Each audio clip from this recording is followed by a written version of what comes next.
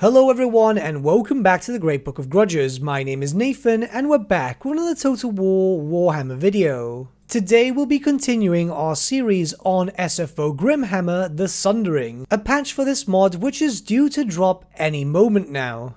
In yesterday's overview video, I had explained that I wanted to make detailed videos regarding specific legendary lords which are being affected the most in this patch. So today I want to look over Tyrion, a character who was released in the base game of Warhammer 2, which means unfortunately he was considered a generic legendary lord. The new SFO patch drastically changes that, so let's go in game and show off all his changes. Tyrion's campaign in Warhammer 2 is focused around Orthwan, one of the most defendable and safest locations in the Warhammer fantasy world. Orthwan itself has a lot of possible allies and very little enemies, but in most cases, your Tyrion campaigns would end up in civil wars, as Tyrion didn't really have any mechanics to focus around diplomacy. Yet now, Tyrion will have a very strong diplomacy focus, but don't you worry, warfare will also come to play here just as much. First, let's look at his new faction effects, Majesty of Orthwan. Diplomatic relations -25 with all factions except for High Elves. Construction time reduced by 50% for Shrine of Cain building. Recruitment duration -1 turn for infantry and cavalry units to the minimum of 1 turn. And finally, most units at rank 6 can be upgraded to exalted versions, more on that a little later. His own personal trait, Great Warrior, has also been updated for the newest patch cycle. Leadership +5 when in own or allied territory for Lord's Army. Upkeep -25% for Spearmen, Silverin Guard, Rangers, Archers and Silver Helms. And finally, recruit rank +2 for Lothern Sea Guard units in his own army. Tyrion's own special skills have also been slightly updated. This is in reference to his 2 unique branches, which you can only have 1 per campaign. Majesty of Orthwan, and that branch is focused around the administration of your kingdom, with various buffs revolving around either your own personal settlements or your armies too, while the second branch, Bloodline of Anarion, will focus around building up your personal strength. This branch in particular is more focused around the Curse of Anarion, and if you want to play more of an aggressive playstyle. Alistair the White Lion has also had his special skills updated ever so slightly, but the focus remains around White Lions, War Lions and Lion Chariots. The Sundering has introduced a bunch of new units for Tyrion's faction, but these are not recruited in the most conventional way. These units can only be recruited through an upgrade system which was introduced by Prop Joe. These units are known as Exalted Elves, and the only way you can get access to them is by leveling up your standard Elven units to rank 6. After which, for a bit of money, you'll be able to upgrade these units, which will in turn replace the units that you had at rank 6 for its new variant. Of course, the Exalted variants of the High Elves will differ from the standard variant with some boosted stats, but what will set them apart from the others is their visual change. As you can see here, we have 2 SFO units known as High Elf Rangers. The standard variant has 2 blades, while the Exalted variant is wielding 2 spears. Of course, it's not just the High Elf Rangers. As you can see on screen right now, on the UI, you'll notice that a bunch of units are repeated. The red icon units are the Exalted variants of the vanilla ones, so you can see that a lot of different units have been implemented. In fact, I am doing a brief flyby through the Exalted and vanilla units. The stats themselves will be for you to discover. The reason for this is so that you can see that the units themselves don't have very drastic visual changes from one another. The idea behind this is to show that Tyrion is actively recruiting from the best of Orthwan. Think about this in a very similar sense to a replenishable regiment of renown, as Tyrion is actively recruiting those who best serve. They'll be given some new gear and some new stats too, but nothing drastically different. Tyrion will have access to 2 unique resources, the first being Retribution, which can be gained through battles. Keep in mind that you will gain 1 to 5 per battle, and it is kinda random, so it's never always going to be the same.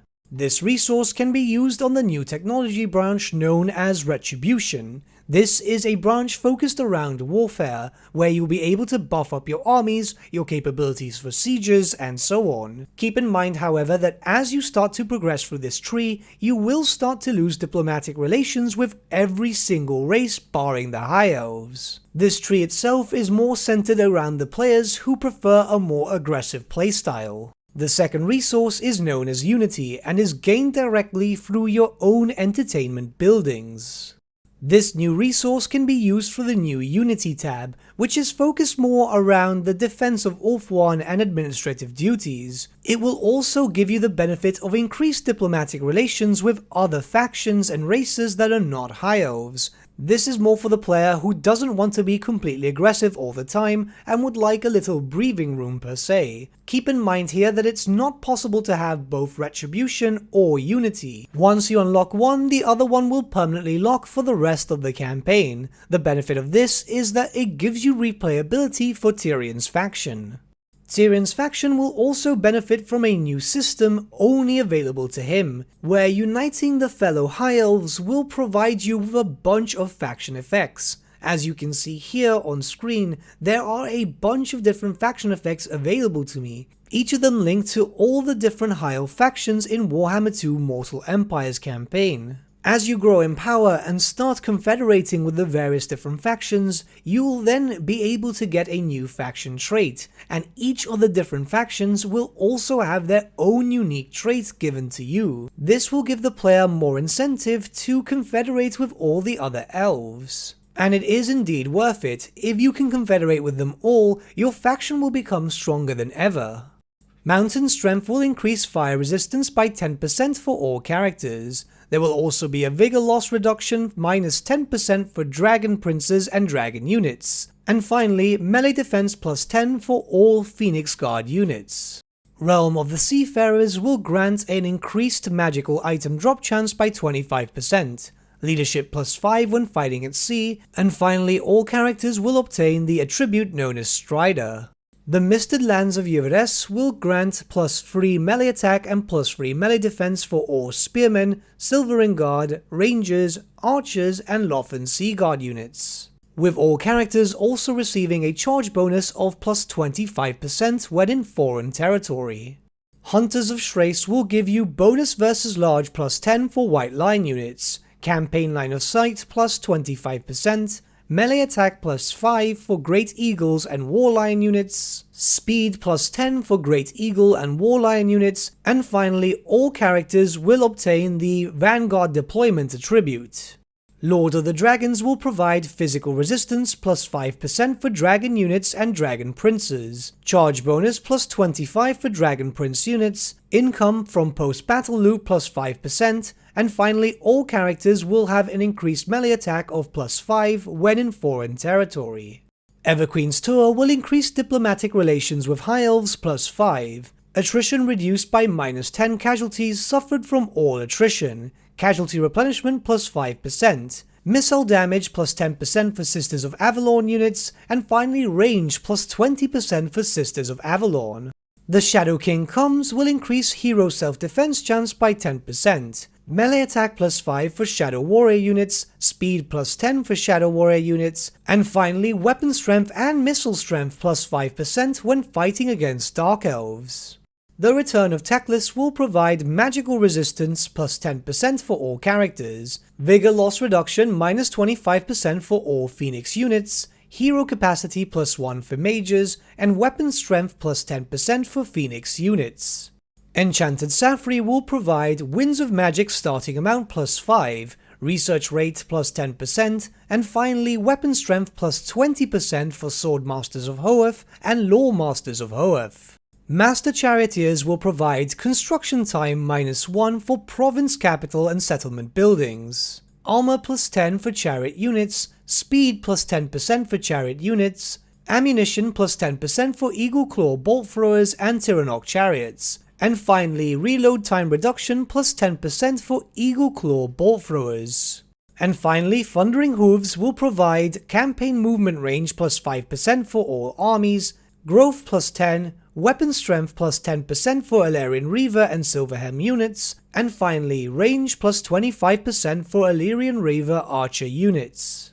As you can see, Tyrion has had a fair amount of changes being brought into the new SFO Grimhammer patch. He is not the only lord which has been affected so drastically. In fact, his twin brother Teclis has also been done, but we'll be checking him out soon enough. Until then, what do you think about all the changes to Tyrion's faction? And if you want some more upcoming information regarding the Sundering patch, there will be a link in the description below to the official SFO Grimhammer Discord group.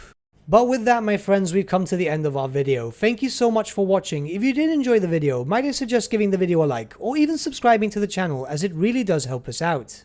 In the description section below are various links to different social media platforms such as Facebook, Instagram, and Discord. Also in the description section is an affiliate link with Element Games where you could buy loads of hobby-based products, not just Warhammer, for 10 to 25% off. Making a purchase using that link and also our special code, which is also in the description, supports the channel at no extra cost to you, which we think is rather cool. A big thank you to our patrons. Your support means the world to us. It's amazing that people want to help a small channel like us grow and get to a higher level of content. A big thank you to Gibraltar LUSC, Ryan Bertsche, Andrew Prince, and Okro for subscribing to us at our Fane level. You guys are super cool. And a big thank you to Edward Yule, VS Vasan, Aaron Whitman, and Shaggy for subscribing to us at our King level. Honestly, we can't thank you all enough. And lastly, a big thank you to all of you for liking, sharing, and commenting on these videos. Honestly, it's because of you guys that the channel has been growing at such a great pace lately, so we can't thank you all enough. But with that, my friends, thank you so much for watching once again, and we shall see you all again very, very soon.